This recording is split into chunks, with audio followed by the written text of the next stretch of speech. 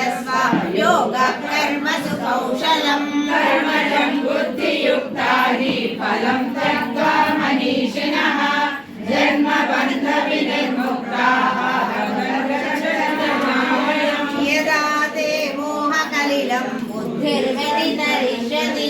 तदा गन्तासि निर्वेदं श्रोतव्यस्य श्रुतस्य च श्रुतिप्रतिपन्नाते यदा स्थास्यति निश्चला समाधावचला बुद्धिः तदा योगमवाप्स्यसि स्थितप्रज्ञस्य का भाषा तत्सदिति